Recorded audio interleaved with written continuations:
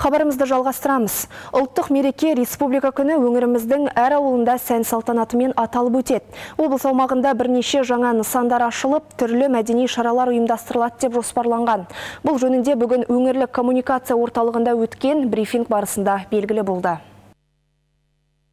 Ұлтты ұйыстыратын рухани маңызы зор осынау айтулы күнде 700-ден аса шара өтеді. Негізгі тақырып әділетті Қазақстан, адал азамат идеясы. Ал мереке нышаны бүркіт бейнесі таңдалды. Аймақтың барлық елді мекендерінде ресми шаралар жоспарланған. Негізгі салтанатты шара 24 қазан күні Естай атындағы Мәдениет сарайында өтеді. Онда концертті бағдарламадан бөлек еліміздің дамуына өлшеусіз үлес қосқан жандар марапатталады. Өңірдің дамуына қомақты үлес қосқан азаматтарды қошеметтеудің салтанатты шаралары мен мерекелік рәсімдерді өткізу, облыс көлемінде 700-ден астам мерекелік шара өткізу жоспарланған. 24 қазан күні сағат 15:00-де Естай атындағы қалалық Мәдениет сарайында салтанатты жиын өтеді.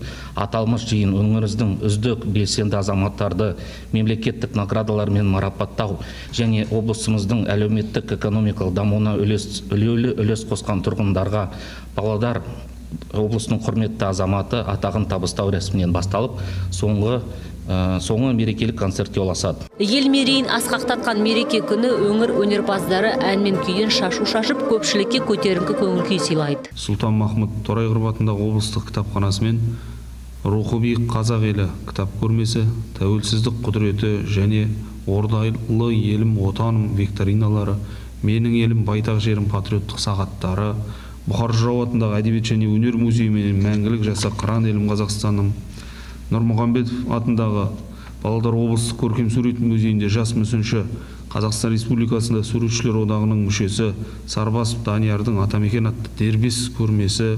25 қазан күні Мойылды ауылында жаңа мәдениет үйі ашылады. Павлодар қаласында 10 жерде концерті бағдарлама ұйымдастырылады. Сондай-ақ бұл күні Естай атындағы Мәдениет сарайында өнер додасы атты Павлодар және Ақмола облыстары арасында командалық дәстүрлі өнер сайысы өтеді деп жоспарланған. Айта кетейік, бұл күні облыс орталығының барлық музейлері жұмыс істейді. Әйгерім Тоқпанқызы, Дәурен Сыздық, Ертіс ақпарат.